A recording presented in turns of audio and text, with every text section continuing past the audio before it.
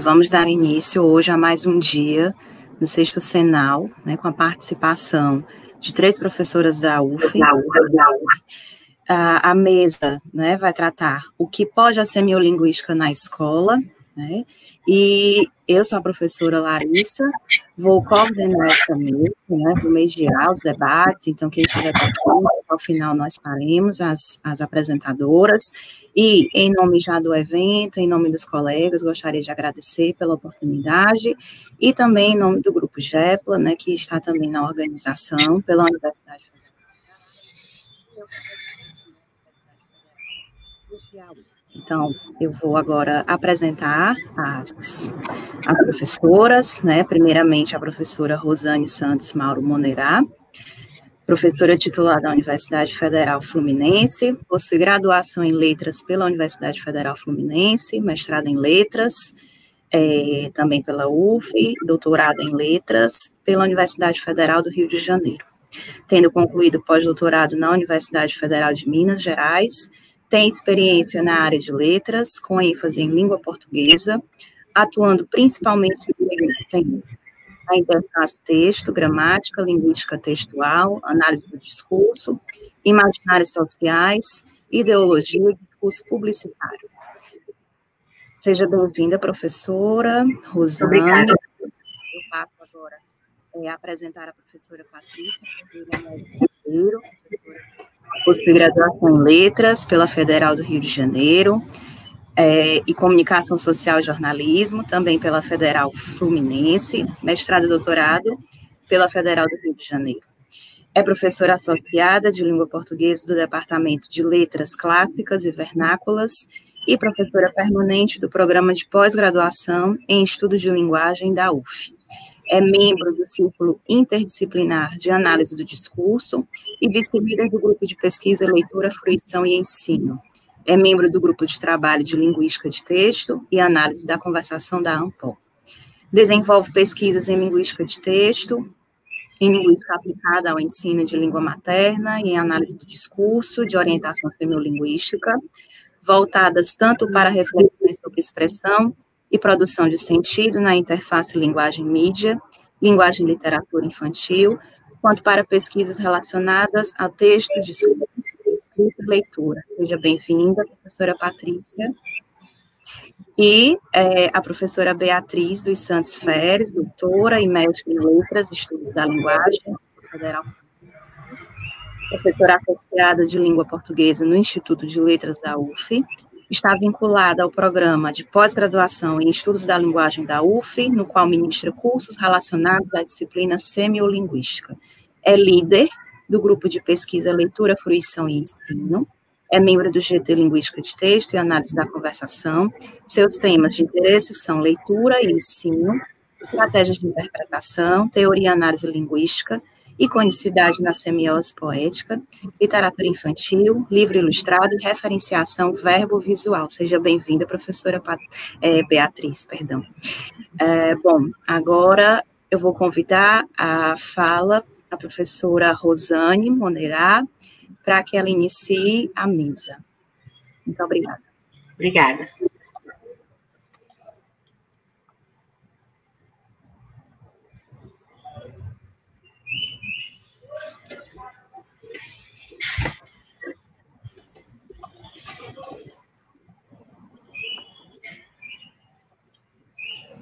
Eu estou esperando o compartilhamento, ele deve estar colocando, né?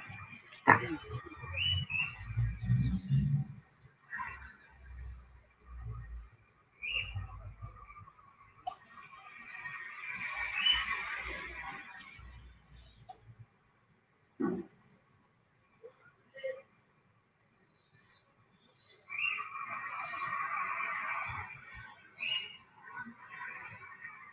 Eu tenho que fazer alguma coisa agora, Larissa, ou aguardo? Não, só aguardar. Quem vai projetar é a senhora ou o Everton? Eu vou projetar. Tá, então... Oi, professora, a senhora agora só precisa abrir seu PowerPoint. Tá. Obrigada. Isso. Nada. Bom dia a todos. Em primeiro lugar, eu gostaria de agradecer ao professor José Ricardo o convite, agradeço em nome das minhas colegas, e nós vamos, então, apresentar essa mesa, o nosso tema, o que pode a semiolinguística na escola. Eu vou ficar com a parte 1, não é? E a Patrícia e Beatriz vão dar sequência.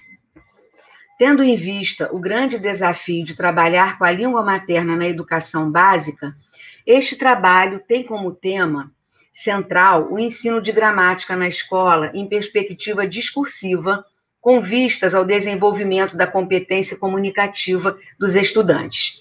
Ele está dividido em 3 sessões, cada uma delas, como eu falei, apresentada por uma de nós. A minha é Como ensinar gramática na escola, um olhar discursivo no ensino de língua portuguesa. Na sequência, a professora Patrícia vai falar sobre a intencionalidade como fundamento dos atos de linguagem e a professora Beatriz, a inferência como mecanismo fundamental na interpretação de textos. A base teórica utilizada, obviamente, é da teoria semiolinguística de análise do discurso, postulada por Patrick Charroudot, que defende as relações forma-sentido, texto-contexto, como princípios de comunicação e da influência entre os interlocutores. Pretendo, então, apresentar uma proposta de ensino de fatos gramaticais sob um viés discursivo, em que se aproveitem afinidades interdisciplinares entre o ensino da gramática tradicional e alguns pressupostos da análise semiolinguística do discurso, sobretudo os que dizem respeito ao processo de semiotização do mundo, vou falar agora sobre isso, um dos pilares da teoria.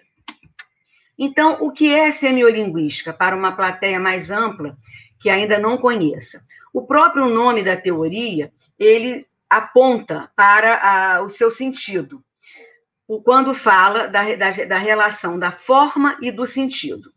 Então, no próprio nome, nós temos sêmio como construção do sentido em diferentes sistemas semiológicos, ou seja, não abarcando apenas a linguagem verbal, não é? Então, se abre numa perspectiva bem semiótica.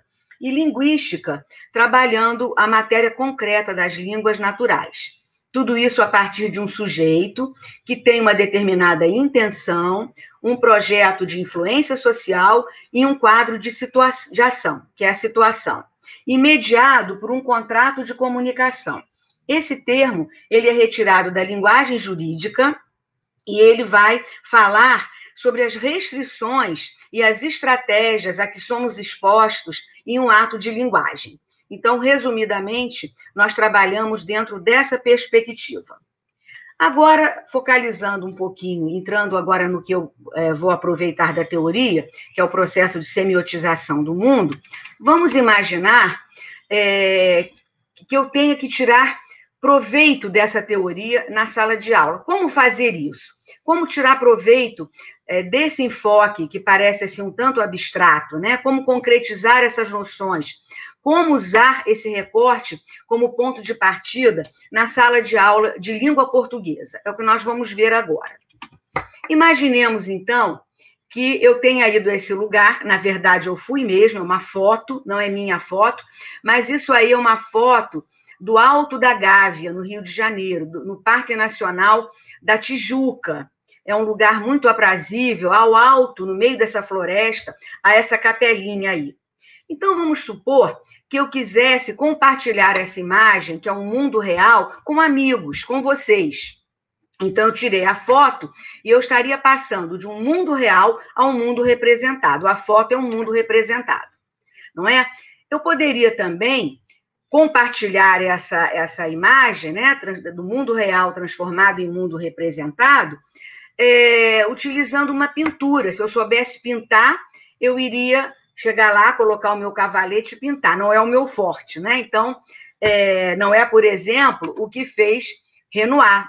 Renoir, nessa pintura a óleo sobre tela, realizada entre 1880 e 1881, ele passa também do mundo real ao representado, pintando essa imagem, que pode ser alguma situação vivida por ele ou imaginada.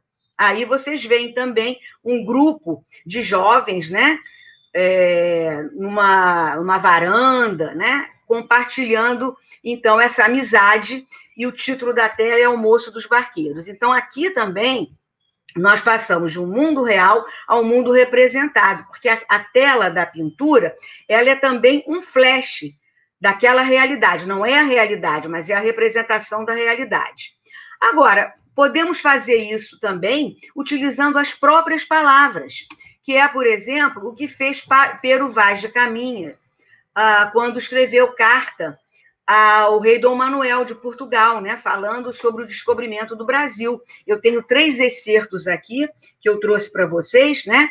Foram 21 dias de abril, que topamos alguns sinais de terra, sendo da dita ilha, segundo os pilotos diziam, obra de 660 ou 670 léguas, os quais eram muitas outras, aqui também chamam rabo d'asno. Eu pulei, né? Quantidade de ervas compridas, aqui os mariantes chamam botelho, e assim outras, aqui também chamam rabo d'asno.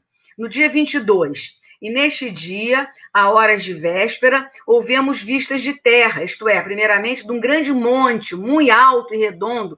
Reparem como ele vai nomeando e qualificando os elementos da natureza. E de outras serras mais baixas a sul dele, e de terra chã, plana, com grandes arvoredos, ao qual o Monte Alto, o capitão pôs o nome Monte Pascoal, e a terra de Vera Cruz. Quinta-feira, 23 de abril, acudiram pela praia homens, quando 2, quando 3, de maneira que, quando o batel chegou à boca do rio, eram ali 18 ou 20 homens, pardos, todos nus, sem nenhuma coisa que lhes cobrisse suas vergonhas. Traziam arcos nas mãos e suas setas. Aqui também passamos do mundo real ao mundo representado por meio das palavras, não é? E vocês vejam que há uma identificação aqui, há uma ação narrada do que os homens faziam, há relações entre esses elementos. Então, nós estamos praticando uma semiotização do mundo, não é? Na passagem pela língua, do mundo a significar ao mundo significado, ou seja, da realidade ao mundo representado, então, a teoria semiolinguística fala de 2 processos: o processo de transformação, que é aquele com o qual eu vou trabalhar, e o processo de transação. Eu coloquei aqui uma epígrafe da Lia Luft, num artigo em que ela escreveu para a revista Veja, que eu acho que tem muito a ver com a minha proposta. Viemos ao mundo para dar nome às coisas. Dessa forma, nos tornamos senhores delas, ou servos de quem a batizaram antes de nós. Então, a gente está sempre nomeando, identificando a realidade. O processo de transformação, então, ele é feito por meio de 4 princípios. Por exemplo, se nós colocarmos aqui, eu coloquei aqui no cantinho a tela do Renoir, nós vemos que nós temos seres aqui. Que seres são esses que a gente pode ver? Moças, rapazes, mesas, cadeiras, etc. Então, nós identificamos dando esses nomes a esses seres.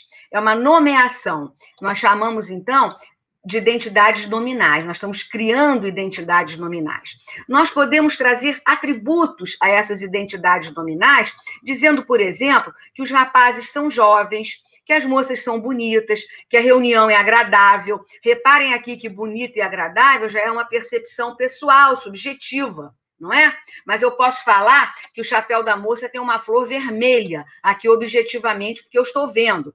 De qualquer forma, eu estou criando identidades descritivas, eu estou qualificando aqueles seres. Eu posso falar também em processos, eles estão conversando, nós estamos vendo aqui. Tem uma moça aqui que observa, a postura dela, assim, é de quem está observando. Há garrafas na mesa, então nós estamos criando identidades narrativas, uma ação. O próprio título nos leva ao 4º processo. Quando ele fala almoço dos barqueiros, nós podemos inferir. Os barqueiros descansavam, almoçavam, porque eles estão no horário de descanso ou de almoço. Então, nós vemos que a sucessão dos fatos no mundo, ela é geralmente explicada por relações de causalidade. Então, aqui, nós estamos passando do mundo a significar e um mundo significado através dessas operações aqui, das identidades nominais, descritivas, narrativas e as relações de causalidade. Então, facilmente, nós vemos aí a aplicação na aula de português. Em vez de partirmos de uma aula árida, em que apresentamos aquela lista de classes de palavras, nós vamos partir de categorias discursivas que nós tiramos de um quadro, de uma pintura, de uma foto, mostrando, então, que os seres são os substantivos, os atributos são os adjetivos, os processos, os verbos e as relações, os conectores. Então, damos sentido, nós dinamizamos, nós concretizamos essas categorias que, às vezes, são tão áridas quando são apresentadas aos alunos naquelas listas que nada dizem a eles, não é? Bem, agora, nós usamos essas identidades não para guardar conosco, para trocar com o outro. Sempre nós falamos com o objetivo de trocar com o outro. A contraparte do processo de transformação é o processo de transação, que o próprio nome já mostra que é uma transação para o outro. Não vou trabalhar com o processo de transação, mas vou dizer também que ele se apresenta por meio de 4 mecanismos. A alteridade, a palavra alter do latim, ela postula o outro, então a alteridade é quando a gente passa para o outro. A pertinência é que o ato de linguagem deve ser apropriado ao contexto, para que haja o reconhecimento dos universos de referência, conhecimento compartilhado entre o eu e o tu. A influência é que nós sempre, no ato de linguagem, nós temos o desejo de influenciar, de atingir o nosso interlocutor. E a relação é exatamente o jogo de influências, regular as estratégias do contrato de comunicação no quadro situacional, para que haja uma intercompreensão. Então, não vou falar da transação. Do processo de transação, eu vou retirar as identidades nominais e as identidades descritivas, ou seja, o binômio substantivo e adjetivo.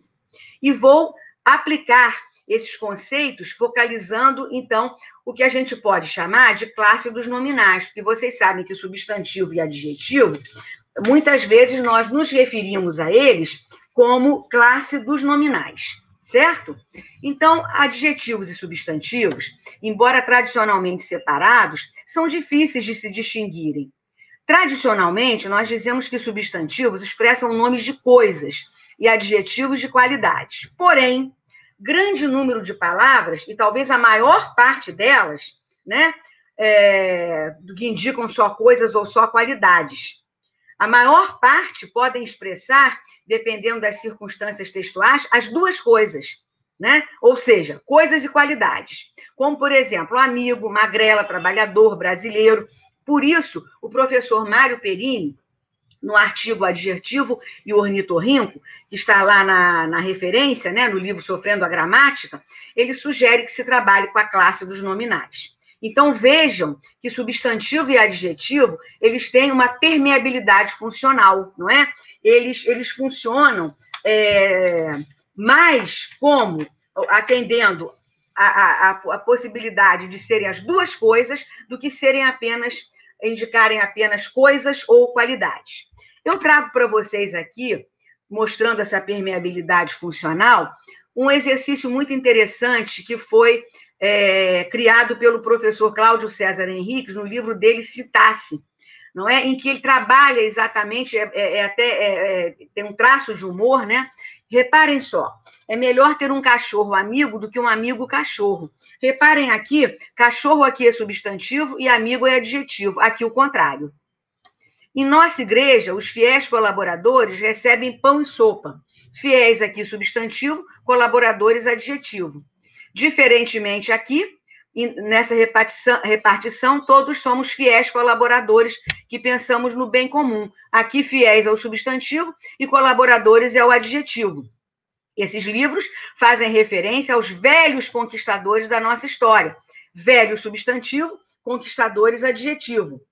Desculpem, velhos adjetivo e conquistadores substantivo. E na última, né, o maior problema eram os velhos conquistadores. Aqui nós temos velho como substantivo e conquistadores como adjetivo, que viviam beliscando as enfermeiras. Então, é um exercício bem humorado que mostra essa permeabilidade de substantivo e adjetivo. Indo além, né, afinando bem a nossa proposta, eu agora vou focalizar os adjetivos e vou trabalhar com a posição deles. Vocês reparem que, às vezes, o adjetivo está antes do substantivo, às vezes está depois. Isso é possível em português, não é?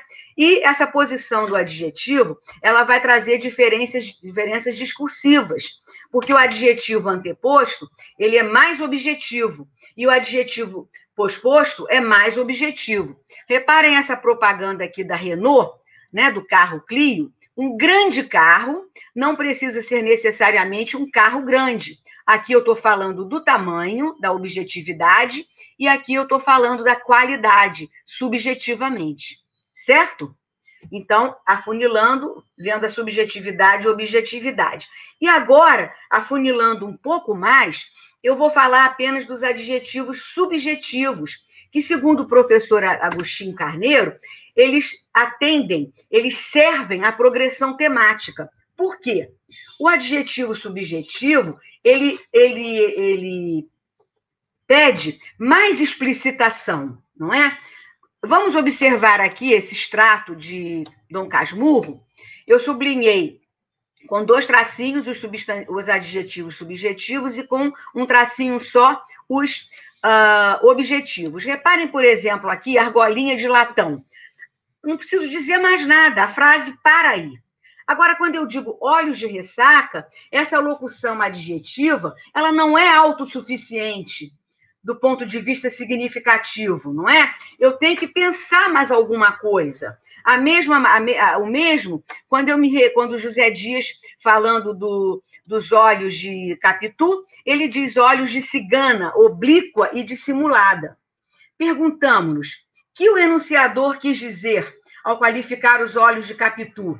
Nós podemos apenas fazer inferências, né, de que a professora Beatriz vai tratar nessa comunicação também, nessa mesa. Podemos fazer inferências a partir do contexto situacional e do conhecimento do ethos prévio que temos de Machado de Assis. E, nesse sentido, a significação textual avança, ela não para aqui no oblíqua e dissimulada. Não é? Então, a partir daqui, nós poderíamos propor aos alunos atividades, né? Podemos solicitar ao aluno a identificação de explicitações textuais a partir do adjetivo motivador. Por exemplo, olhos de ressaca. Pensar a partir daí. Há uma progressão temática aí. Pode-se, dada uma explicação, solicitar ao aluno que identifique também um adjetivo gerador. Eu dou a explicação e peço que ele identifique o adjetivo gerador. Posso também pedir ao aluno que complete com adjetivos explicações, a fim de que fiquem claros e precisos, provando essa progressão temática do adjetivo subjetivo. Posso ainda solicitar ao aluno que explique como substantivos e adjetivos ajudam a construir uma descrição. Adjetivos e substantivos estão a serviço do modo descritivo, ao nomear, qualificar e situar os elementos do mundo real, né, transpostos para o texto, ou seja, do mundo real ao mundo significado pelas palavras. E aqui eu apresento a vocês um trechinho de Clarissa, de Érico Veríssimo, não é? Olha esse trecho aqui. A cama de ferro, a colcha branca, o travesseiro com fronha de morim, o lavatório esmaltado, a bacia e o jarro, uma mesa de pau, o tinteiro niquelado, papéis, uma caneta, quadros nas paredes. Eu acho esse texto belíssimo. Se fecharmos os olhos, a gente vê a cena. Não há um verbo. É um texto composto de frases nominais, adjetivos e substantivos que ajudam a descrição, estão a serviço do modo descritivo, não é? Então, vocês veem também a importância desse estudo dos substantivos e adjetivos atrelado aos tipos textuais, aos modos de organização do discurso.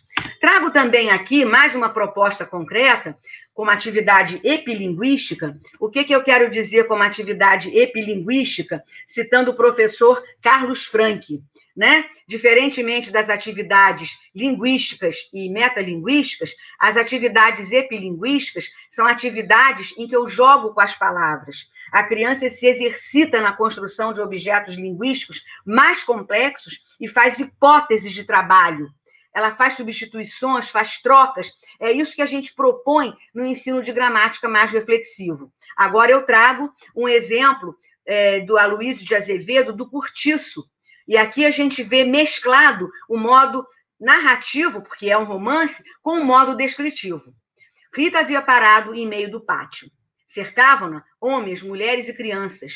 Todos queriam novas dela. Não vinha em traje de domingo. Trazia casaquinho branco, uma saia que lhe deixava ver o pé, sem meia, num chinelo de polimento com enfeitos de marroquim, pele de cabra, de diversas cores. No seu farto cabelo, crespo e reluzente, puxado sobre a nuca, olha o adjetivo anteposto aqui. Havia um molho de manjericão e um pedaço de baunilha espetado por um gancho. E toda ela respirava o asseio das brasileiras e um odor sensual de trevas e plantas aromáticas. E Requieta, saracoteando o atrevido e rijo quadril baiano, respondia para a direita e para a esquerda, pondo à mostra um fio de dentes claros e brilhantes. Adjetivo objetivo, que enriqueciam sua fisionomia com um realce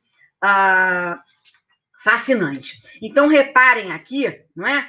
Nós vemos sequências narrativas, mesclando aí sequências narrativas, e nós podemos aqui propor substituições de vocábulos, observando o papel discursivo no texto, verificar também como os adjetivos subjetivos ajudam a progressão textual, marcar os adjetivos objetivos, enfim, o professor tem uma seara riquíssima aqui para trabalhar com a língua. Aqui também eu trouxe um pedacinho do filme da Cinderela, né? Em que nós vemos aqui, essa garota é muito esquisita, o que será que há com ela? Sonhadora criatura. Novamente aqui o trabalho com o adjetivo, né? O adjetivo anteposto, o adjetivo subjetivo. Poderíamos pedir aos alunos, não é, que ampliassem esse sentido do adjetivo, né? Mostrando como o adjetivo subjetivo ele faz o texto progredir, substituindo esse adjetivo por outros, colocando em outros contextos, enfim, fazendo atividades epilinguísticas a partir dessa imagem. Finalizando, pretendemos, então, neste encontro, à luz da semiolinguística, mostrar que os conteúdos das aulas de língua portuguesa podem ser trabalhados em sala de aula de maneira reflexiva, lúdica, em um modelo que se desapega da prática pedagógica repetitiva, maçante e desgastante. Ao analisarmos o processo de semiotização do mundo, no recorte dos mecanismos de transformação, vimos que o estudo da morfologia das classes de palavras, isso aí foi o recorte que eu fiz da gramática tradicional aí, pode ser realizado de maneira mais concreta e próxima da realidade dos alunos. Selecionamos nesse estudo o binômio substantivo e adjetivo e apresentamos diferentes propostas didáticas para o alunado. Dessa forma, as aulas de gramática poderão se tornar mais instigantes, despertando o interesse e a curiosidade dos alunos para os fatos da língua. Apresento aqui as minhas referências e agradeço a vocês a atenção. Muito obrigada. Obrigada, professora Rosane. Excelente colocação, excelente trabalho. Agora vamos dar continuidade. Eu passei muito do tempo, Larissa. Passei muito do tempo? Tudo bem, tá tudo bem, viu? Tranquila. Eu acho que eu fiquei no tempo. Sim. Vamos dar continuidade, chamar agora a professora doutora Patrícia Ferreira Neves Ribeiro. Obrigada, Larissa. Vocês me escutam? Sim. Sim. Eu vou esperar, então, também o compartilhamento aí dos meus slides. Eu acho que eu tenho que botar no modo apresentação, não é isso? Ele quem coloca? Ele vai colocar? Já está no modo apresentação? Pronto. Sim. Bom, então, bom dia a todos e a todas. Em primeiro lugar, eu quero agradecer muitíssimo o convite que me foi feito pelo professor José Ricardo para participação nesse 6º Senal, primeiro CIESD. Também agradeço as palavras gentis aí da professora Larissa Rodrigues, não é, na acolhida, na apresentação que fez da minha biodata. Também quero dizer da minha alegria de estar nessa mesa com 2 amigas muito queridas da Universidade Federal Fluminense, com quem tenho tido a oportunidade de dialogar sobre o ensino de língua na educação básica e dar as boas-vindas a todos vocês que aí estão, né, à distância, nos acompanhando nessa transmissão. Então, dando continuidade agora a essa mesa que pergunta, né, o que pode a semiolinguística na escola, eu pretendo, nesse trabalho, também discorrer aí acerca de algumas incidências da teoria semiolinguística de análise do discurso sobre o ensino de língua no ensino, na educação básica. Lembrando que a análise semiolinguística é uma importante corrente, né, de estudos do discurso, inaugurada pelo pesquisador francês Patrick Charroudot, na década de 80 do século XX, e desenvolvida por ele até os dias de hoje, demonstrando assim um largo interesse pelo estudo do discurso das mídias, do discurso político, mas eu queria sublinhar também que a análise semiolinguística, ela se volta a uma reflexão, eu diria assim, muito amorosa também, acerca do ensino de língua na educação básica. Para se ter uma ideia disso, na década de 90 do século XX, né, o professor Patrick Charroudot, ele publica uma gramática que vai responder às suas próprias inquietações acerca de um ensino de língua aí pautado sob uma perspectiva prescritiva, descritiva, de focalização apenas da forma linguística. Trata-se da gramática do sentido e da expressão, da grammaire du sens et de l'expression, que justamente nos orienta, nessa apresentação de hoje, a assumir uma visão de ensino de língua pautada na integração entre expressão e sentido. Visão essa que nós elegemos, aqui ancoradas em Charroudot, por acreditarmos que o aluno, no processo de ensino e aprendizagem, ele não deve assumir o papel de mero repetidor de formas, de estruturas linguísticas, ser um mero classificador de categorias gramaticais, mas ele deve ser, ao contrário, complementarmente, né, aquele capaz de identificar com consciência, manipular, fazer uso de expressões em contexto e de perceber essas expressões segundo um sentido posto em cena, ressaltando-se aí que essa relação expressão-sentido é sempre instanciada por um sujeito em relação a um outro, numa determinada situação comunicativa, dotado esse sujeito de uma intencionalidade. Aliás, essa ideia ecoa na própria apresentação da gramática do sentido da expressão, em que o professor Charroudot vai defini-la como aquela que centra seu interesse sobre a descrição dos fatos de linguagem, em consideração a intencionalidade, né, dos sujeitos falantes, dentro de um quadro situacional, contratual, a que estariam submetidas as expressões linguageiras selecionadas. Também trata-se de uma gramática que contempla os efeitos de discurso que advêm dos mais diversos usos linguageiros. Então, se a questão da intencionalidade é central para a semiolinguística, é central para a perspectiva de uma gramática centrada sobre o sentido e a expressão, porque ela instancia, afinal de contas, essa relação aí, então, nós assumimos aqui nesse trabalho, agora como objetivo mais específico, tratar da intencionalidade, considerando aí como ponto fundamental também para a prática de um ensino de língua em dimensão discursiva. Por isso, né, o subtítulo da minha apresentação, como a professora Rosane Monerá mencionou, é a intencionalidade como fundamento dos atos de linguagem. E aí está o professor Patrick Charroudot, que nos explica, bebendo na fonte da pragmática, que a intencionalidade, base do ato de linguagem, né, equivalendo a um projeto de fala, ou seja, de ação e de influência social, propõe que todo dizer, configurado por essa relação expressão-sentido, corresponde a um fazer. Então, todo dizer é uma forma de atuação sobre o outro, na direção de fazer o outro fazer alguma coisa. Para a gente compreender, né, esse aspecto mais teórico, com um exemplo, eu trouxe uma capa aqui do jornal Meia Hora, aqui do Rio, né, do dia 16 de maio de 2020.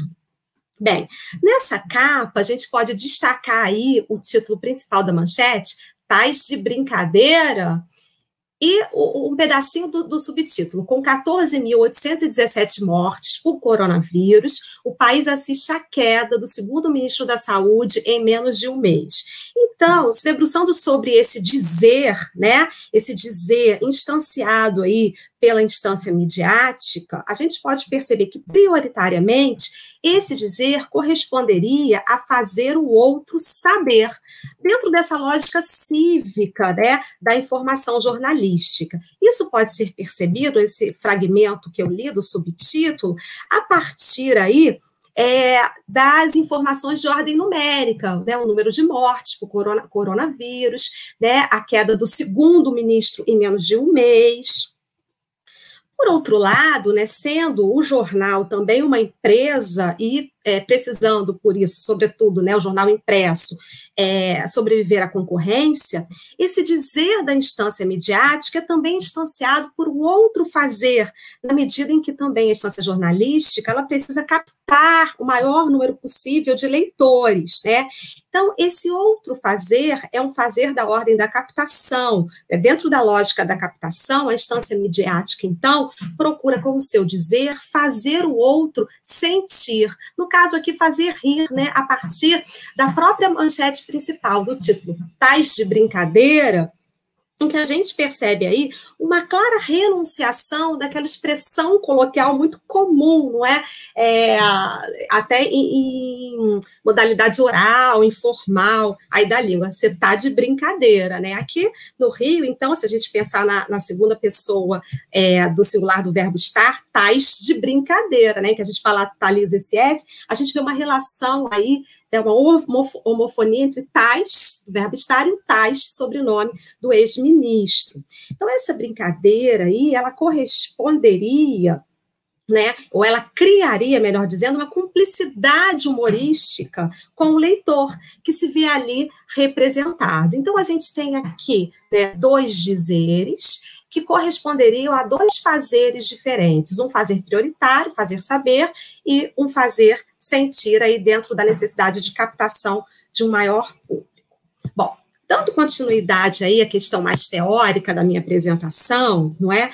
Para uma compreensão também mais refinada do conceito de intencionalidade, eu preciso trazer à cena também algo sobre o qual a professora Rosane Monerá já falou, que é o processo de semiotização do mundo, ou um duplo processo de semiotização do mundo, que se organiza em torno de operações de transformação e de princípios de transação.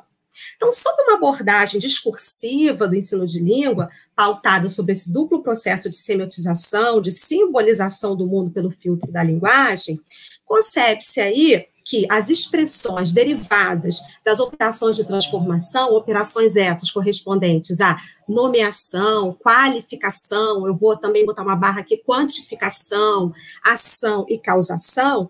Então, essas expressões, elas remetem sempre a um sentido comunicativo em jogo, numa espécie de reciprocidade solidária.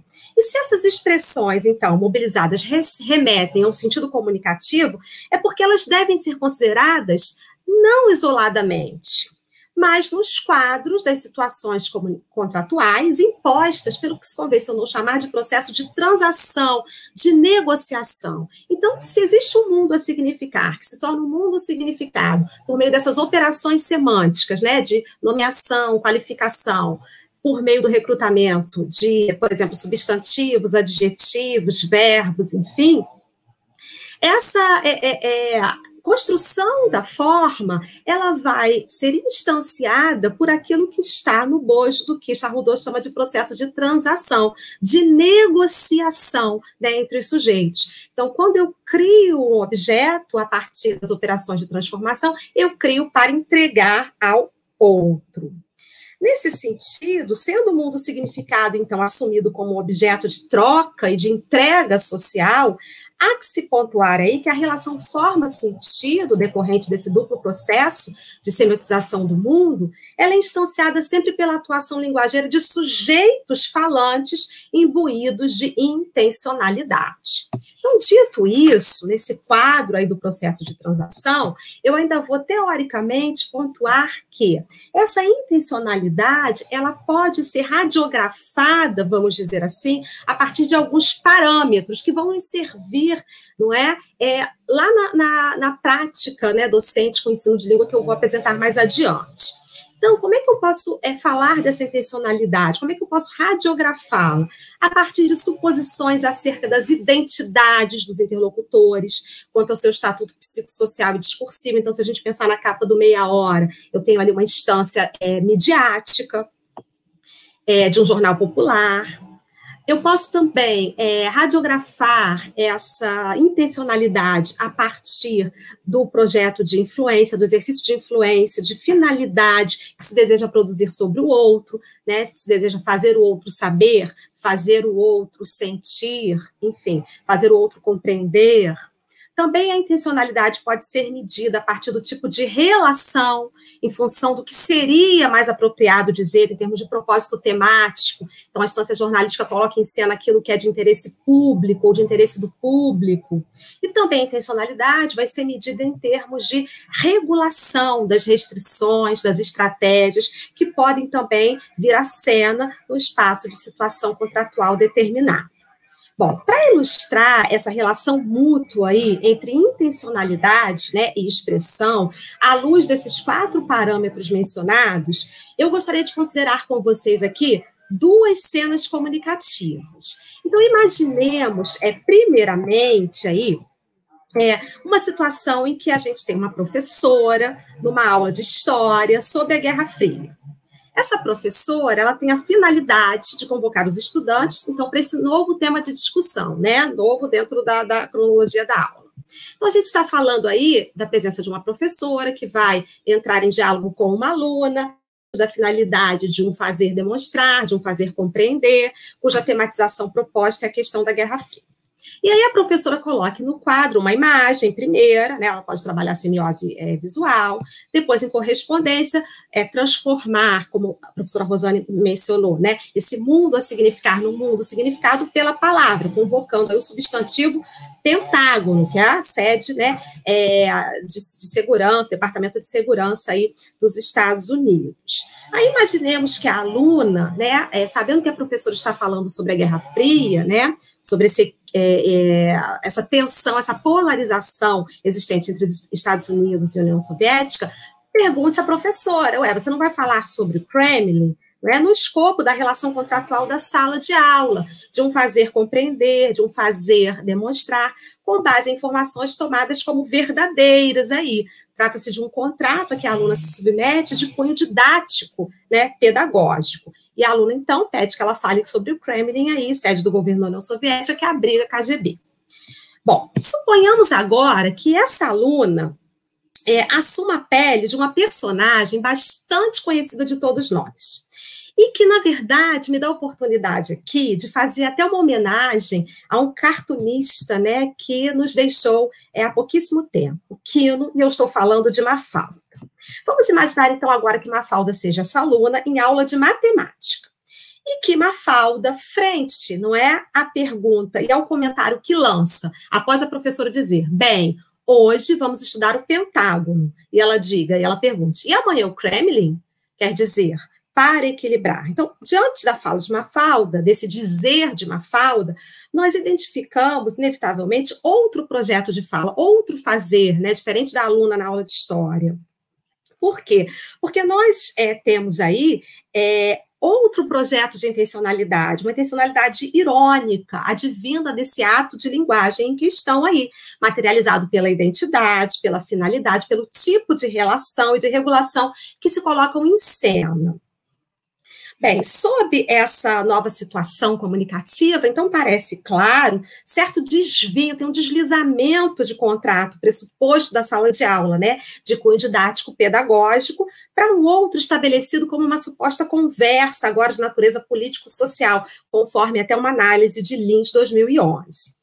Então, Mafalda, ela gostaria também de partilhar em aula de matemática, né, esse outro tipo de conversa, atravessada por um outro fazer, um fazer rir, não querendo se submeter ao contrato típico da sala de aula.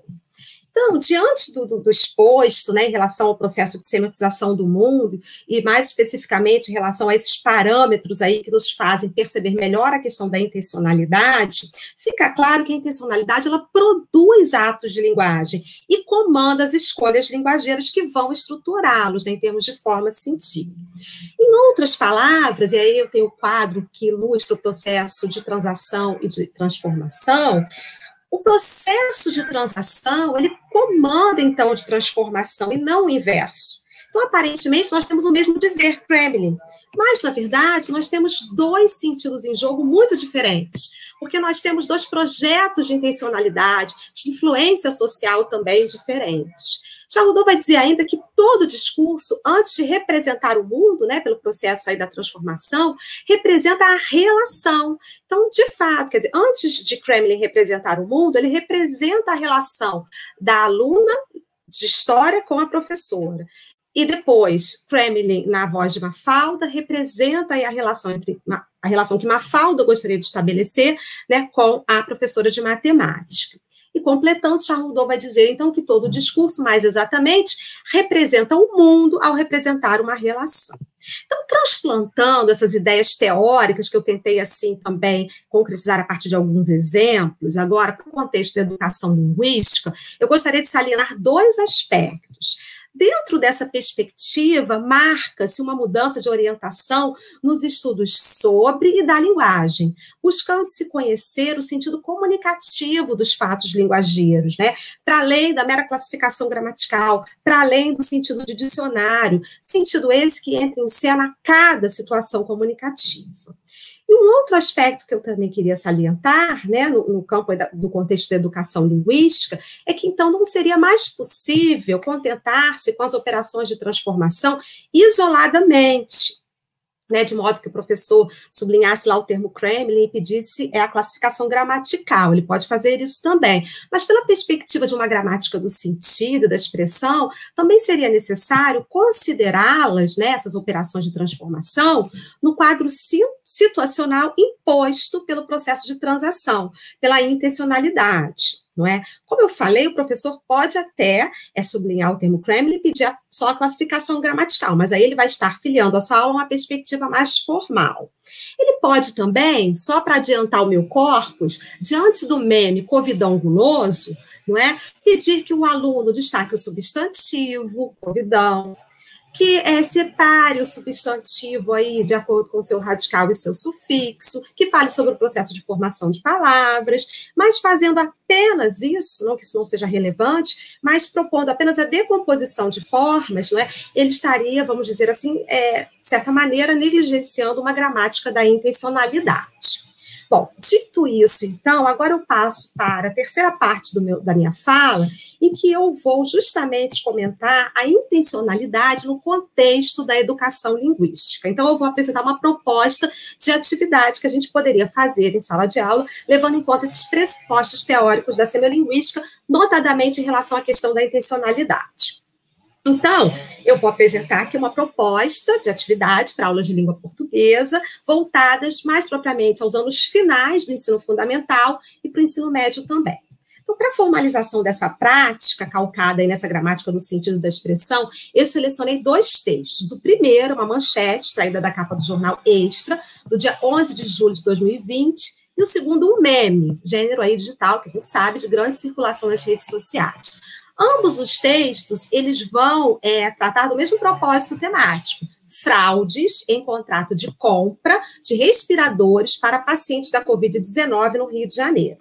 Agora, de modo mais específico, eles vão focalizar os atos de corrupção do ex-secretário de Saúde do Rio, Edmar Santos, em pleno contexto de pandemia, como a gente pode visualizar aí. Olha, então essa é a capa do Extra, que eu vou apresentar para o meu aluno. Muito dinheiro no bolso, saúde, melhor esquecer, né? Em dimensão aí verbo visual, depois tem um subtítulo que eu vou ler também mais para frente. E o meme Covidão Guloso. Então, partindo desses dois textos, o professor, apoiado teoricamente, né, naqueles parâmetros que eu tratei aqui sobre a questão da intencionalidade, ele pode, em primeiro lugar, conduzir os alunos a perceberem aí que eles estão diante de dois atos de linguagem distintos, mas que são portadores de uma mesma proposição sobre o mundo. Então, os dois textos vão falar sobre atos de corrupção praticados pelo ex-secretário da Saúde do governo Witzel, aliás, agora ex-governador Witzel, né, que momento terrível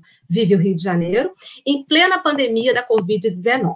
Bom, além disso, será importante, será fundamental, dentro dos parâmetros aí da intencionalidade, o professor interpelar os estudantes acerca das distintas intencionalidades psicossociolinguageiras que vão instanciar cada texto focalizado. Em outros termos, o que eu estou dizendo é que o primeiro ato de linguagem ele se desenvolve dentro de um dispositivo identitário, psicossocial e discursivo, correspondente à presença de uma instância jornalística, aí mais popular, né, e uma instância público.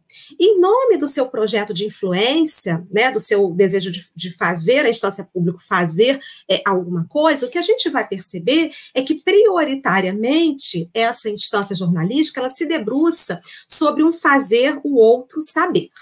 Já o segundo ato de linguagem, por sua vez, né, ele ampara-se numa encenação identitária entre uma instância humorística e uma instância público. Essa instância público pode ser tomada tanto como vítima do meme, né, no caso aí a vítima seria o ex-secretário, no sentido de que ele é o alvo, né, do fazer rir, quanto como cúmplice, sendo aí os próprios leitores, os leitores em geral. Então, nesse último caso, a gente vai dizer que os atores, ou vai conduzir os nossos alunos a perceberem que os atores agem em nome de uma finalidade prioritária de um fazer sentir, né, de um fazer o outro rir. Aí depois a gente vai, então, caminhar na aula e vai fazer aí vai dar maior destaque, dedicação, no primeiro momento, à capa do Extra.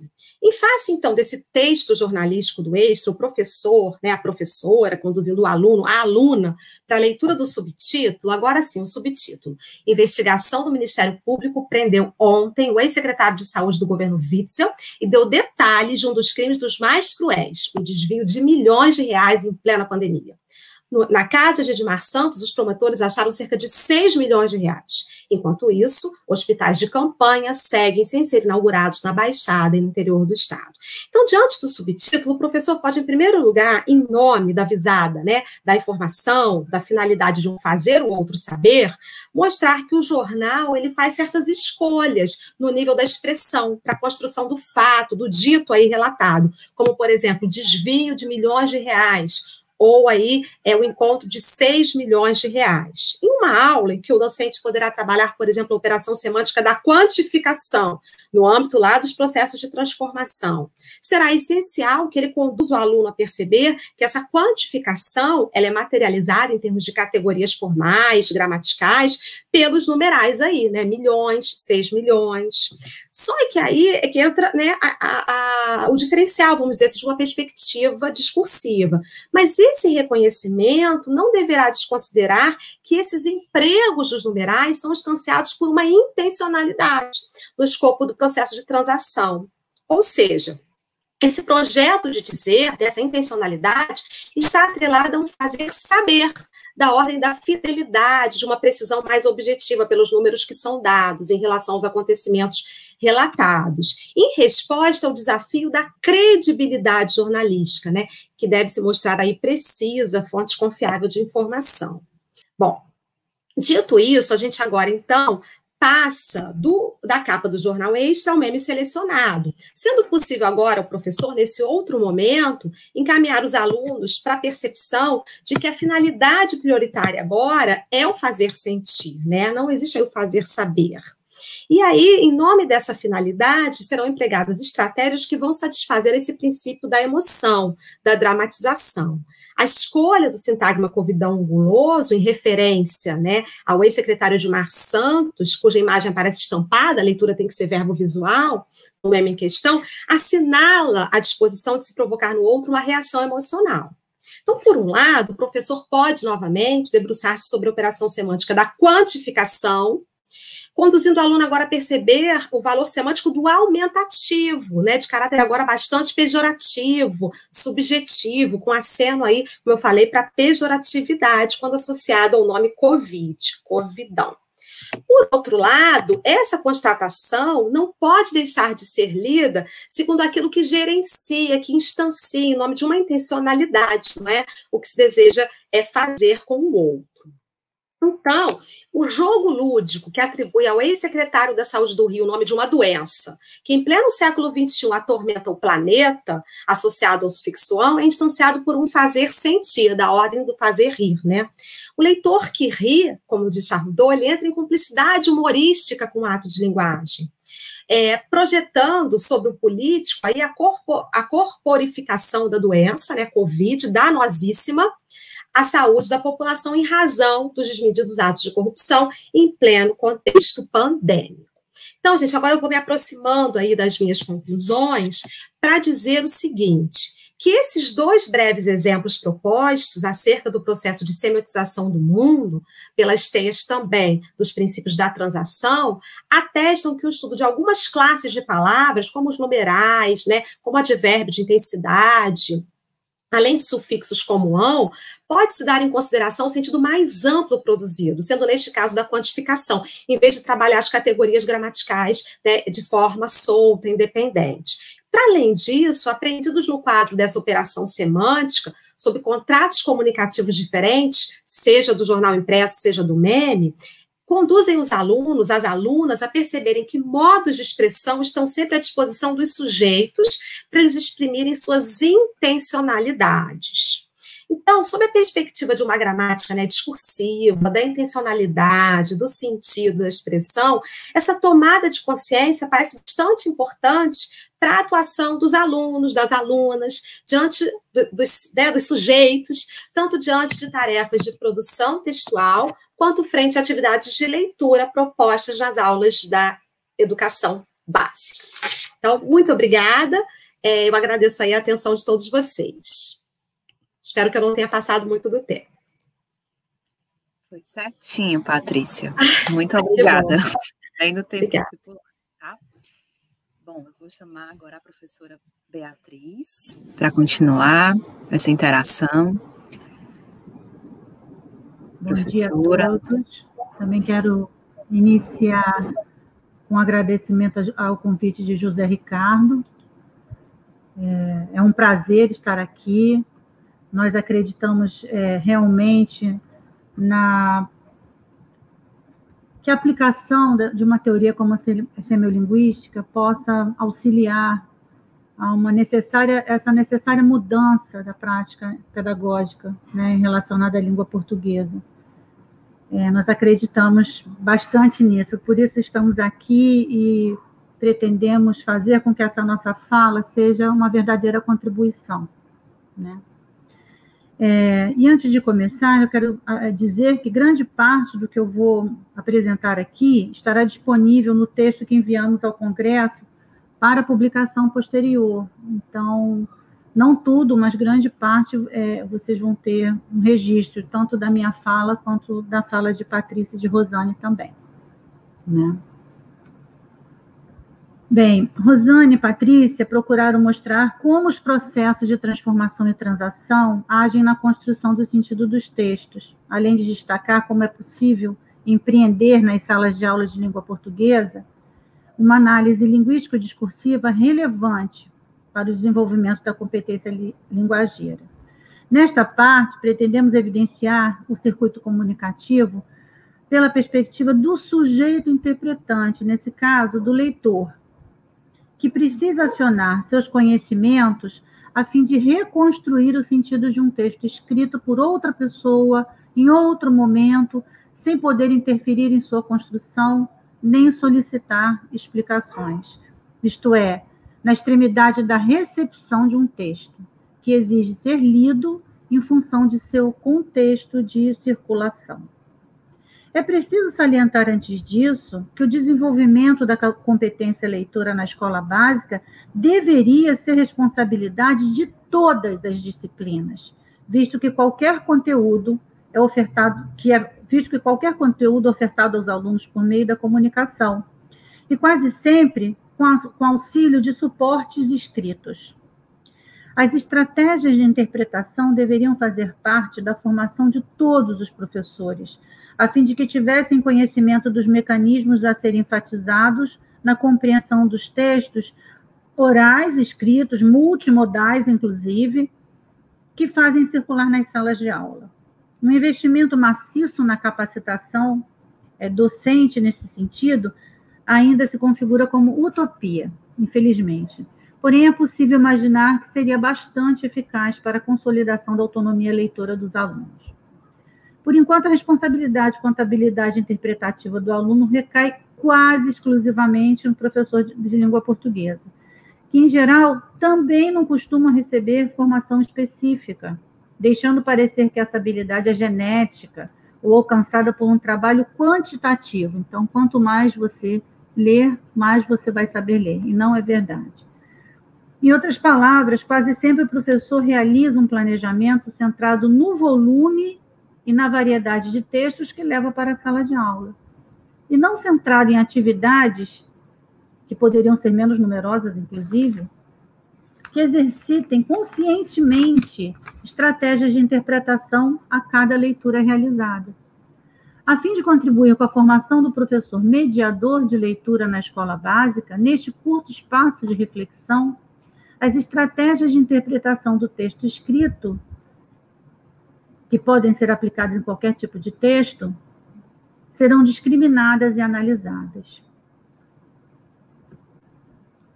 Bem, os conceitos de compreensão de interpretação, já trabalhados por Charroudot em 1994, ganharam mais profundidade em um texto recente, de 2018, traduzido pela professora Ângela Correia, da UFRJ. Aliás, ele está disponível no site do CEAD Rio, para quem tiver interesse. Parece relevante destacar a diferença conceitual operada no segundo texto, a fim de não confundir o leitor ou interessado pela semilinguística. Muitos de nós já fizemos trabalhos, publicamos artigos com base nesse texto de 94, antes do acesso ao texto de 2018. Então, essa mudança conceitual, que não é tão grande assim, mas é um aprofundamento bastante interessante, precisa ser mostrado aqui, antes de nós passarmos efetivamente as inferências de acordo com o texto de 2018. Bem, no texto de 94, Charroudot afirmava que haveria 2 níveis de apreensão do sentido textual. O primeiro nível seria o da compreensão, no qual se operaria o reconhecimento dos signos e de suas regras de combinação.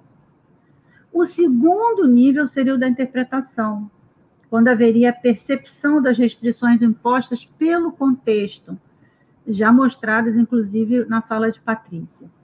Nesse nível, o sentido seria problematizado e finalizado. Agora, no texto de 2018, Charroudot fala que a compreensão e a interpretação são 2 modos de apreensão de sentido, e não 2 níveis. A compreensão é concebida, então, agora, como resultado da apreensão global dos sentidos do texto. A interpretação é concebida como processo. É o conjunto de atividades de decifração e de extração do sentido anterior à construção da compreensão. É condição para ela. Engloba todos os processos que levam à compreensão. Ainda assim, é preciso enfatizar que a apreensão do sentido, como no texto 94, acontece em 2 níveis. Ele continua tratando de 2 níveis, mas não com a perspectiva de compreensão e interpretação. Agora, ele trabalha com o nível literal e o nível específico. No primeiro nível de construção de sentido, nessa perspectiva do sujeito interpretante, daquele que se depara com um texto e precisa interpretar, esse é o nível da compreensão, então, do sentido literal, o nível da compreensão do sentido explícito, que é compartilhada por todo sujeito no caso do texto de língua portuguesa, que tem o conhecimento da língua, ou qualquer outra língua. A compreensão literal do sentido é obtida ao término de uma atividade interpretativa baseada em elementos categorizados, repertoriados no sistema de uma língua, que podem ser repertoriados em gramáticas e dicionário. É o resultado de uma decodificação do sentido compartilhado pelo locutor e pelo interlocutor. Trata-se de uma compreensão habitual. Está no âmbito da semântica do enunciado, fora de contexto, são palavras de Charrodot. O sentido construído, portanto, é literal, é o objetivo, é o que ele chama de sentido de língua, que é da ordem do provável. Observem só, esse enunciado, arrependei-vos. Pensando no primeiro nível de construção do sentido, o leitor é capaz de compreender esse sentido do enunciado, né, no sentido do provável, né, desde que seja falante e conhecedor da língua portuguesa. Basta saber o sentido literal de arrepender-se para perceber que, como foi flexionado, o verbo indica uma ordem, se dirige a um grupo de pessoas, né, indicado pelo pronome vos. E também nesse nível, percebe-se que essa é uma forma praticamente em desuso no dia a dia, tanto pelo pronome de segunda pessoa do plural, quanto pela ênclise, menos comum no dia a dia das pessoas. Pode-se perceber já a intertextualidade desse enunciado, né, uma intertextualidade possível com o texto bíblico, mas não vamos tratar disso nesse momento, porque estaríamos ultrapassando o primeiro nível para alcançar o nível do sentido específico. Esse segundo nível de construção do sentido, na perspectiva do sujeito interpretante, é o da compreensão da significação indireta. É o nível da compreensão do sentido específico, dado pelas circunstâncias de produção e de recepção do ato de linguagem. Trata-se da construção de sentido operada em contexto, na relação texto-contexto. A compreensão específica do sentido é obtida ao final de uma atividade interpretativa que se dá através de relações estabelecidas entre componentes do enunciado e outros elementos que lhe são externos e dos quais depende o contexto discursivo e a situação de produção do enunciado.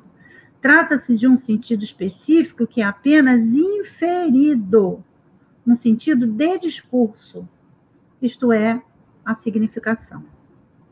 A significação é intersubjetiva, não pode ser categorizável nem repertoriada a priori. A significação é da ordem do plausível, então é o sentido atualizado em um texto de acordo com um contexto. Então, vejamos aquele mesmo enunciado agora em um texto, numa tirinha do Armandinho, já é muito conhecida aqui no Brasil e é muito divulgada, disseminada pelas redes sociais. Bem, observando o contexto em que o enunciado arrependei-vos aparece nessa tirinha, entram em jogo outros dados efetivamente importantes. O primeiro deles diz respeito aos gêneros discursivos. O enunciado constitui parte de uma tirinha, gênero que traz como expectativa de intencionalidade uma possível crítica a um tema atual. Quem conhece a série do Armandinho, de Alexandre Beck, sabe que essa característica do gênero está realmente presente. Além disso, nessa tirinha, o personagem observa um enunciado grafado em um muro. A tinta ainda está escorrendo. Há, portanto, a atuação de outro gênero, que a gente costuma chamar de pichação, né? Que também costuma apresentar a intencionalidade de crítica, de denúncia. Também sabendo que a tirinha foi publicada no início de 2019, época em que já atuava o novo governo recém-eleito, e sabendo igualmente que grande parte do eleitorado desse governo, né, foi constituída por evangélicos, a intertextualidade com o texto bíblico, que a gente já havia mencionado anteriormente, reforça o endereçamento do enunciado. Nesse nível, atinge-se a compreensão global do texto, a partir da interpretação desses dados periféricos que restringem o sentido, direcionando a um único resultado significativo. Segundo Charrodot, a interpretação é um processo que leva o sujeito interpretante, no caso o leitor, à finalização do sentido global do texto. Para que a interpretação se realize, o leitor precisa ter habilidade para fazer inferências, isto é, para deduzir sentidos não explícitos a partir de pistas da superfície textual e relacionando essas pistas ao contexto de circulação, no caso da tirinha, né? Bom, essas inferências podem ser acionadas por dados extratextuais, colhidos nos saberes que o leitor acumula a respeito das situações de comunicação, mas também do interdiscurso e das avaliações referendadas por seu grupo social.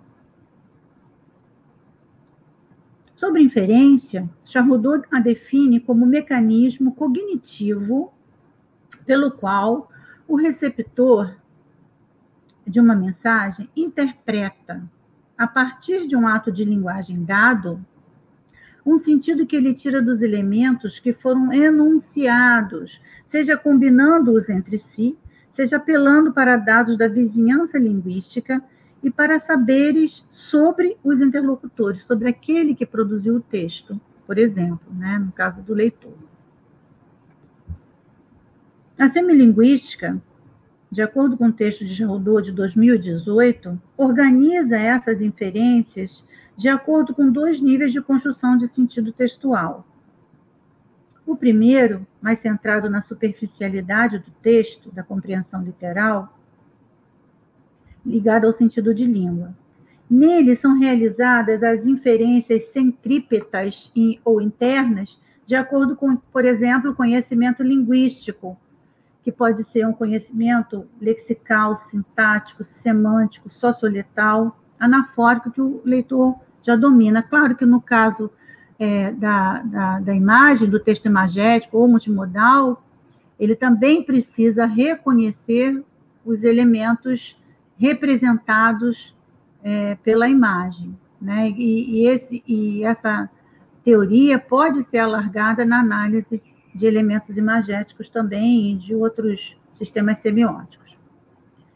O segundo nível, mais centrado na relação entre texto e contexto, é o da compreensão da significação direta, ligado ao sentido de discurso. Nesse nível, são realizadas as inferências centrífugas ou externas, de acordo com os conhecimentos enciclopédico, axiológico, relativos aos sistemas de valores, aos lugares sociais de posicionamento, e praxeológico, de acordo com as circunstâncias enunciativas e os scripts próprios a elas de domínio do leitor. No quadro baseado em um texto de Vander Imediato, de 2007, e no texto de Charrodot, de 2018, relacionam-se, portanto, as inferências e os tipos de conhecimento necessários para que sejam realizadas. Eu acho essa relação muito interessante porque concretiza em elementos, nessas pistas que o professor, por exemplo, mediador de leitura, pode observar quando pretende elaborar um exercício de interpretação, né? Ancorada em que pista eu vou conduzir esse meu leitor em desenvolvimento, esse meu aluno, a interpretação da significação. É um conhecimento baseado, por exemplo, no léxico da língua, na formação da palavra, como Patrícia mostrou na apresentação dela. Também eu vou precisar também de um conhecimento baseado no conhecimento de mundo que o aluno já detém, e se não detém, eu vou oferecer esse conhecimento antes que ele realize seu exercício de interpretação, e assim por diante.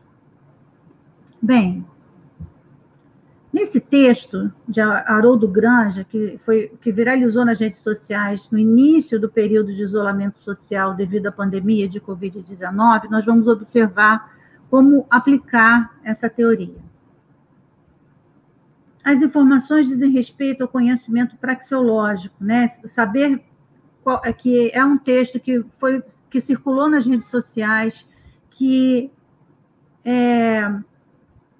foi da época da Covid. Essas informações já são próprias do conhecimento praxeológico.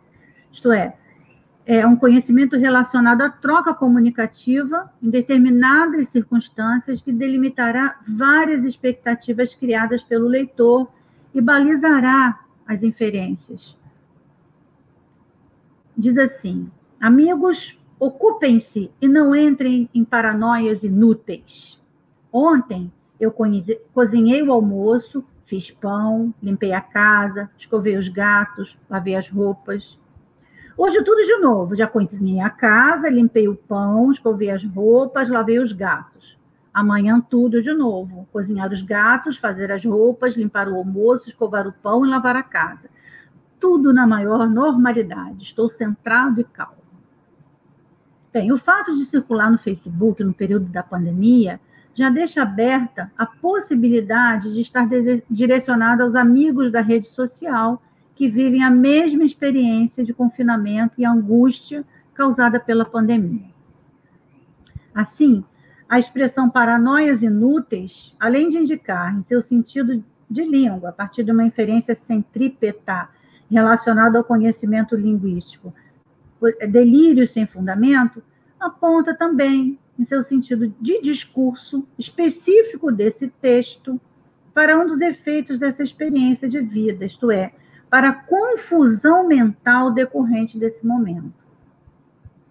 Outra inferência centrípeta, igualmente relacionada a essa expressão, a expressão amigos, ocupem-se e não entrem em paranoias inúteis, diz respeito à organização textual, à organização da superfície textual, pois ela antecipa, como um rótulo sinóptico, aquilo que vai desenvolver a seguir. É também o conhecimento linguístico que leva à interpretação de 3 sequências de ações, delimitadas em 3 períodos, organizados em paralelo. Vocês podem observar, os verbos utilizados nas orações do primeiro período são repetidos na mesma ordem nos subsequentes, tendo seus complementos alterados, ou seja, a interpretação exige conhecimento da sintaxe da língua. Pode ver, olha, cozinhei, fiz, limpei, escovei, lavei. No outro, cozinhei, limpei, escovei, lavei. Cozinhar, fazer, limpar, escovar, lavar. Além disso, os períodos são ordenados a partir de expressões adverbiais que lhes garantem a cronologia das ações. Ontem, eu cozinhei. Hoje, tudo de novo, já cozinhei, taraná. E amanhã. A alteração dos complementos nos 2 últimos períodos também é percebida por causa do conhecimento da semântica da língua. Cozinhar a casa, por exemplo, e cozinhar os gatos constituem congruências facilmente detectadas por qualquer falante do português. Todos esses dados dizem respeito ao sistema linguístico e às estruturas textuais. Entretanto, o sentido da incongruência na significação indireta proporcionada pelo texto depende de uma inferência de outra ordem, ancorada em outros conhecimentos. A confusão de complementos não prototípicos para os verbos representa iconicamente a confusão mental vivida pelo enunciador e provavelmente pelos seus amigos interlocutores, interpelados no início do texto, quando ele diz amigos, ocupem-se. Infere-se nessa relação entre texto e contexto que as paranoias desse tempo de pandemia atingiram todos e que o próprio enunciador, que termina declarando "estou centrado e calmo", revela um comportamento incoerente com essa declaração. Nota-se, então, que essa interpretação só é possível a partir do conhecimento das circunstâncias enunciativas. Esse conhecimento ancora as inferências centrífugas situacionais, ligadas ao momento histórico, também o conhecimento enciclopédico e axiológico que ancoram as inferências centrífugas interdiscursivas a respeito da pandemia de Covid-19 e de como ela é avaliada, claro que negativamente, por um grupo social.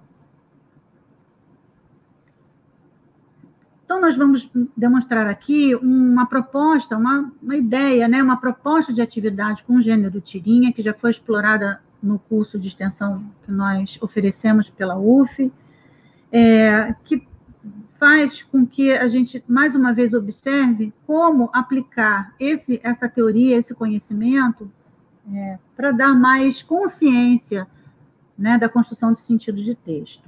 Né? Essa tirinha do site Will Tirando, há tirinhas ótimas ali também. Claro que aqui a gente acaba acionando também um conhecimento relativo à parte magética, mas que pode ser analisado com vários instrumentos que se servem também para interpretação de textos puramente verbais.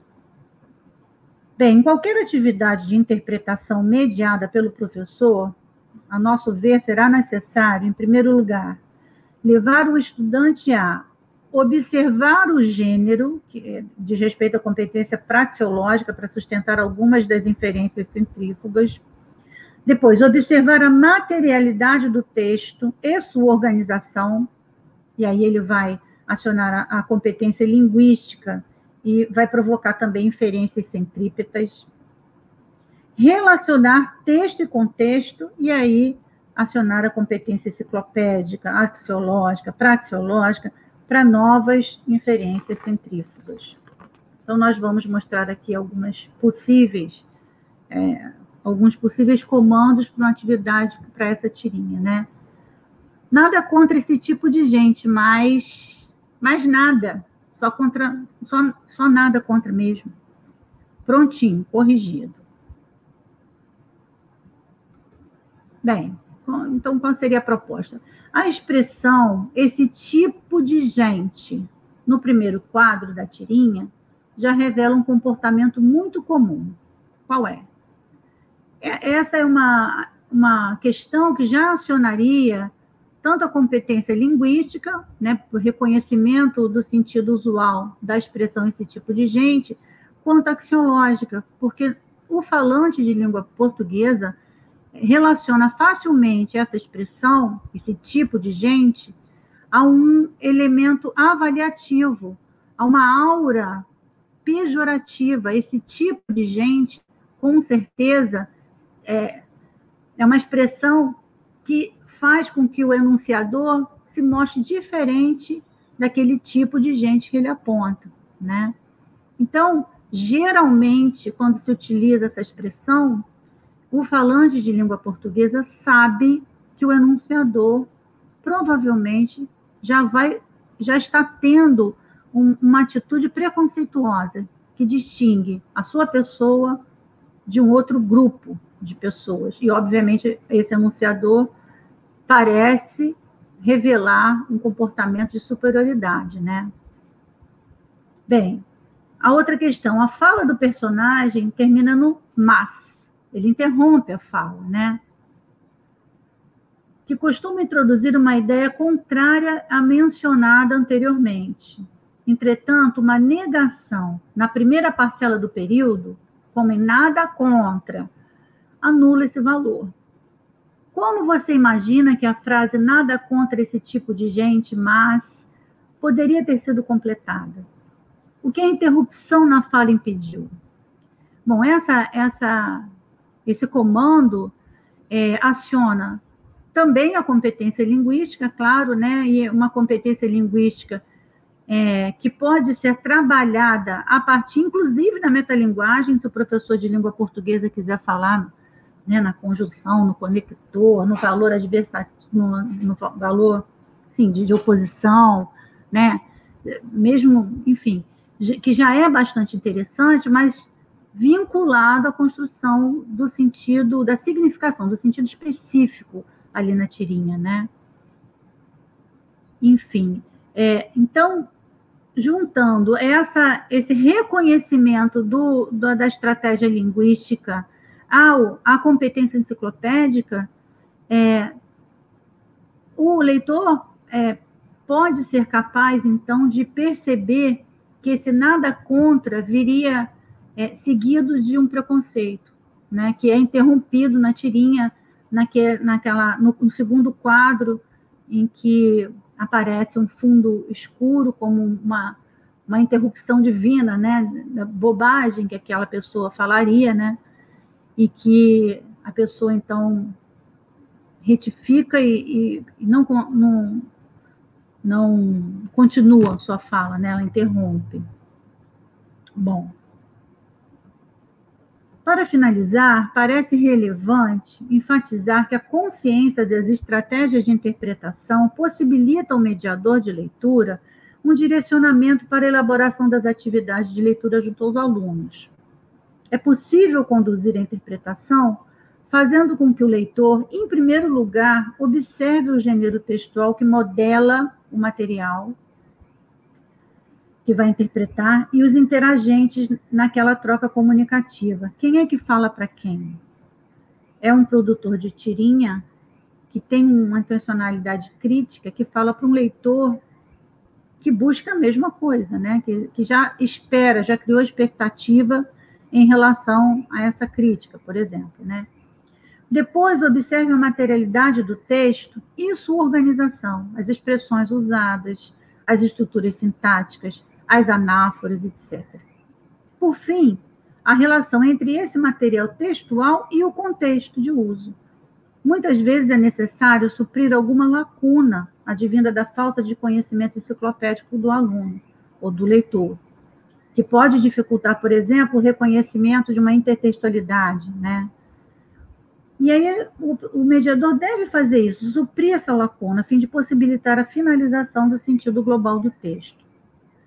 A mediação realizada pelo professor, que sabe se portar como co-leitor, auxilia a transposição do sentido de língua para o sentido de discurso, observa o processo de transformação de acordo com o de transação, fazendo com que o aluno, em vias de autonomia leitora, possa se apropriar aos poucos das estratégias de interpretação que vão garantir uma interação social genuína e cidadã.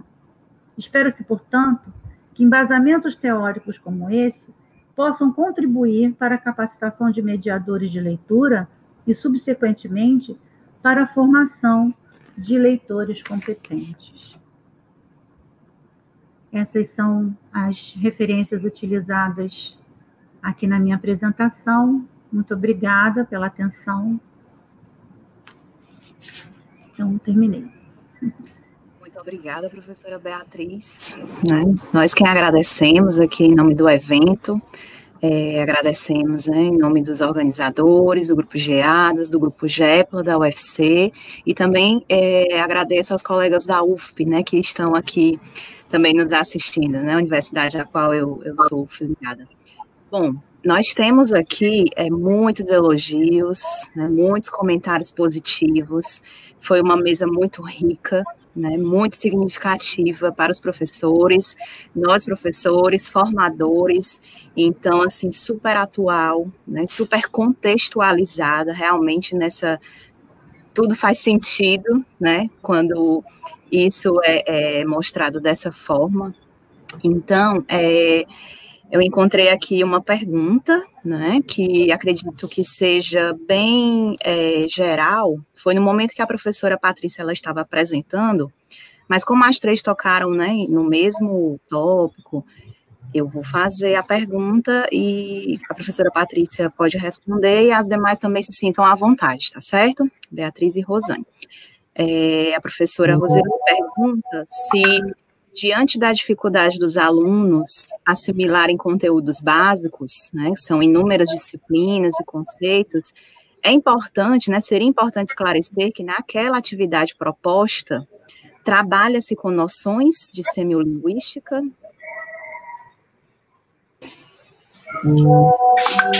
Posso responder, então? Bem, obrigada, Roseli, pela pergunta.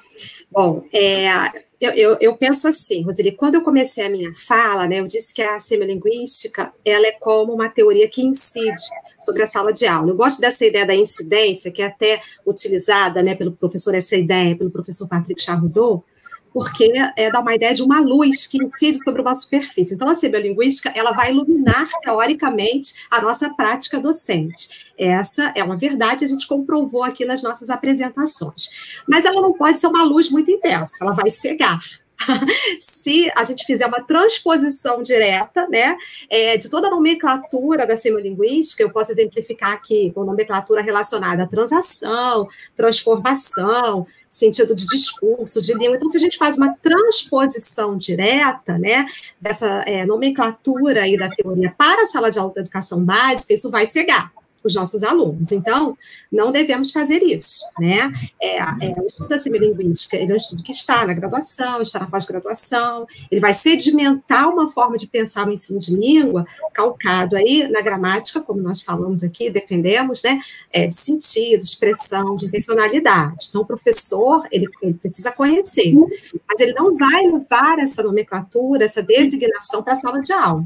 Né? Isso vai estar como um pano de fundo, né?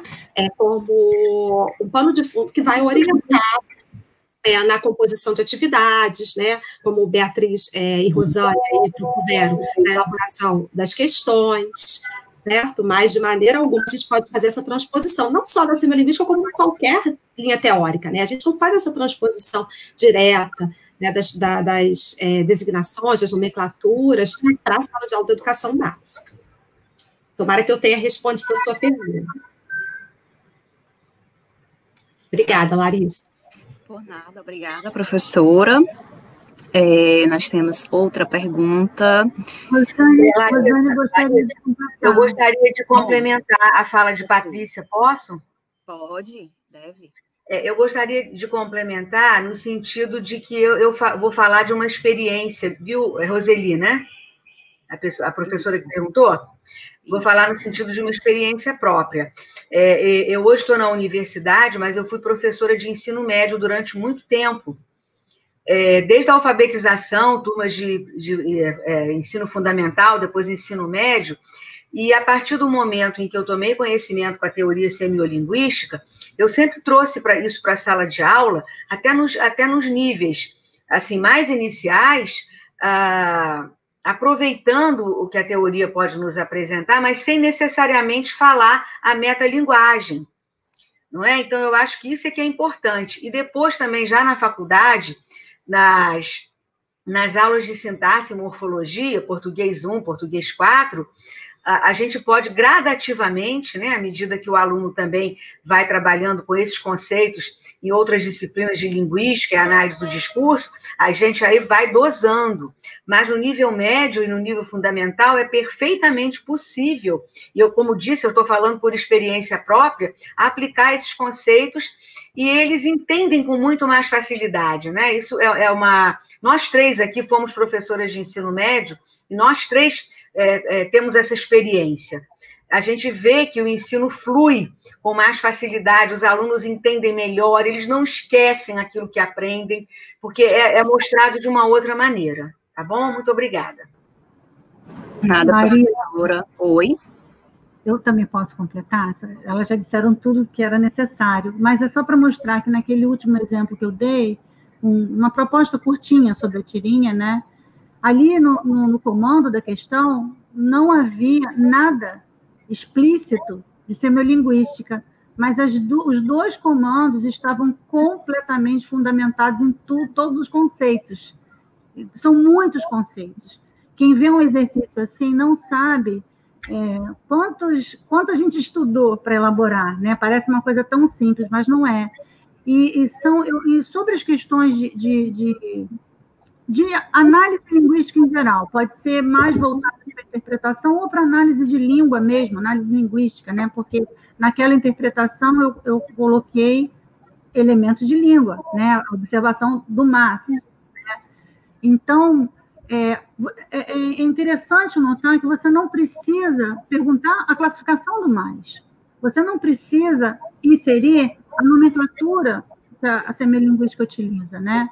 Mas tudo isso que o professor estuda, como pesquisador, inclusive, né? Porque muitos de nossos orientandos, eu acho que praticamente todos são professores e levam para a sala de aula semiolinguística de alguma forma, tudo isso dá consciência ao professor e melhora a sua atuação na sala de aula, né? É isso. Com certeza. Muito obrigada. Continuando aqui, tem uma pergunta do professor Ricardo. A interpretação evoca a habilidade de inferência. Muitas inferências são feitas pelos elementos textuais encontrados no interior do enunciado, conhecimento linguístico, e outras obtidas por meio de informações extratextuais. No texto multimodal, evoca também elementos de uma gramática visual e conhecimento extratextual. Como podemos pensar essa questão? Existe uma relação de inferência a partir da relação intertextual? Também é uma pergunta para todas. Posso começar? Porque esse é meu objetivo, um tema bem recorrente na minha pesquisa, né? Aqui a gente centralizou a atenção na parte verbal de textos verbovisuais, inclusive, né? Na tirinha, por exemplo, eu não posso considerar só o que vem escrito, né? Existe toda uma representação imagética que faz a semiotização do mundo. Rosane começou, os primeiros exemplos dela de representação do mundo foram exemplos imagéticos, né? Então, é claro que ter uma teoria que dê um suporte teórico assim mais consistente em relação à imagem enquanto signo é importante também. O Charrodot tem um texto sobre imagem de 2013 no livro Imagem e Discurso, mas claro que não dá conta de tudo. Agora, os elementos visuais, que são considerados signos, estão repletos de significação. Eles precisam ser interpretados, sim, a partir de inferências. Assim como as palavras não apontam de forma transparente o mundo, e é justamente na opacidade que mora o perigo, né? Ou que mora a criatividade, né? Enfim, a imagem também. O Roland Barthes trata disso em vários de seus textos. Eu utilizo muito o livro O Óbvio e o Obtuso, porque é um livro que mostra como a imagem é codificada, o signo imagético é codificado, né? Então, quando você vê a ilustração de um simples personagem, como o Armandinho, ou a representação desse muro, tudo isso tem significado, tanto quanto a parte verbal do texto. Então, existe uma orientação de interpretação com elementos mais específicos para o verbal, com elementos mais específicos para o imagético, e com elementos muito interessantes na relação verbo-visual de textos multimodais, né? Mas tudo isso é sustentado por um aspecto discursivo que é comum a qualquer semiose. Vocês querem falar alguma coisa, meninas? Tudo bem? Você está sem som, a Beatriz já falou tudo, Beatriz já disse tudo. Ok, gente, então... Disse tudo porque Beatriz é a nossa diva aqui da relação verbo-visual, mas eu só queria dizer, não sobre a perspectiva da verbovisualidade, mas que, de fato, né, quando a gente entrega para o aluno um texto, como aquele que eu apresentei aqui, saúde, muito dinheiro no bolso, melhor esquecer, né? A gente está aí renunciando, vamos dizer assim, é um texto bastante conhecido, mas conhecido, né, dentro de um grupo, de uma comunidade. que por inferência, como o Zé Ricardo falou do raciocínio por inferência, por meio de um cálculo de sentido, pode ser trazido à tona pelo conhecimento de mundo do aluno ou pela mediação do próprio professor, que pode encaminhar o aluno a fazer esse raciocínio inferencial. Então, acho que é um ponto importante, essencial aí nessa atividade, né, de uma gramática que considera, para além da questão da forma, os sentidos acionados com base, né, mais uma vez, na questão aí da intencionalidade. Pronto, professoras, muito obrigada pela participação, por responderem, né, as perguntas. Nós temos outras perguntas, mas, infelizmente, nós não temos mais tempo, porque às 10h30 inicia outra apresentação, tá certo? Então, mais uma vez, obrigada pela partilha, né, pelos conhecimentos, por toda a experiência e teórica abordada aqui, que com certeza tem sua significação, né, no nosso meio. Então, Larissa, eu quero agradecer a sua mediação tão delicada, gostei muito de conhecer você, aos intérpretes que viveram um momento de emoção no início, internamente a gente viu aqui, né, eles foram maravilhosos. Mais uma vez o convite do professor José Ricardo.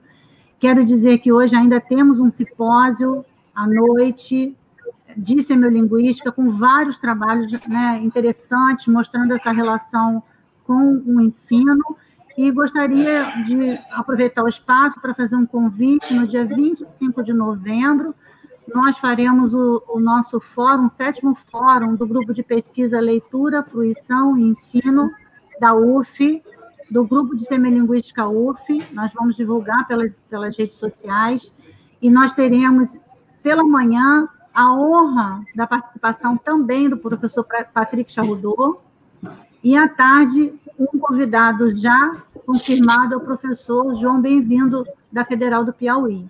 Então, estão todos convidados. Muito obrigada, tá, Larissa? E ao Everton também, que nos ajudou. Sim, muito obrigada a todos. E agradecer também a você, Larissa, antes de terminar, aos intérpretes, e até uma próxima oportunidade. Um beijo a todos. Também agradeço muito a Larissa, como a Beatriz falou, a mediação impecável, né, muito delicada, os intérpretes também, essenciais aí nesse momento, nesse evento, as minhas amigas, Rosane e Beatriz, e a todo o público que nos acompanhou aí nessa manhã. E dizer também que tem mais um convidado, uma convidada também confirmada no nosso evento, que é a professora Aparecida Lino Paulinho Cones, na mesa também da tarde. Muito obrigada. Muito obrigada novamente, aproveitem a programação, vamos dar continuidade e até breve. Até.